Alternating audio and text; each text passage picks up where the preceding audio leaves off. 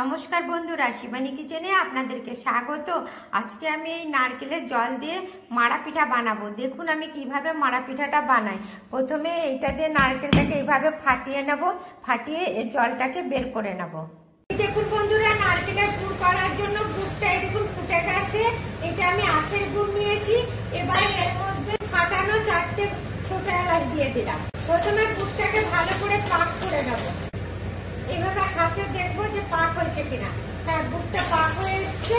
দেখুন বন্ধুরা, নারকেলের গুড় করার জন্য এই নারকেলটা এবার এই গুড়ের মধ্যে দিয়ে দিচ্ছি। দিয়ে এটাকে আমি ভালো করে ঘেটে নেব। গুড়টা হয়ে গেছে, এবার এটা নামিয়ে নেব। ঠান্ডা হয়ে গেলে এটা আরো টেনে নেবে। দেখুন বন্ধুরা, জলটা ফুটে এসছে। এর মধ্যে আমি পরিমাণ মতন লবণ দিয়ে দিলাম। এবার এর মধ্যে আমি আউরিয়া পানি দিয়ে দেবো। আউরিয়া পানি বলতে এই জলটা যখন ফুটে এসেছিল সেই জলটা একটু নিয়ে তার মধ্যে গুড়িয়ে দিয়েছিলাম। দিয়ে এটাকে আমরা বলি আউরিয়া জল।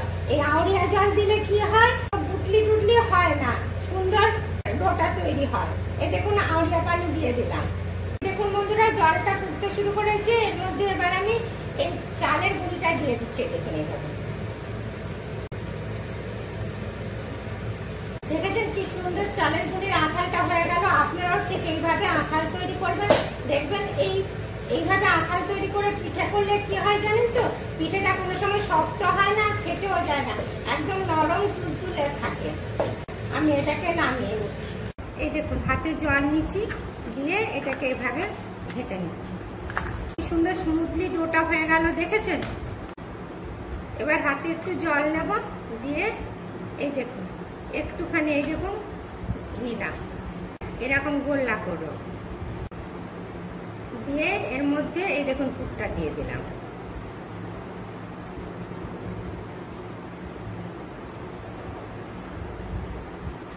দেখেছেন কি সুন্দর গোল গোল মাড়া পিঠা হয়ে গেল। এই দেখুন এইভাবে আমি প্রত্যেকটাকে করে নেব। একটা হাঁড়িতে আধ হাঁড়ি জল নিয়েছি। দিয়ে এই ন্যাকড়াটা এটা একটু ভিজিয়ে নেবেন। ন্যাকড়াটাকে বেঁধে নেব।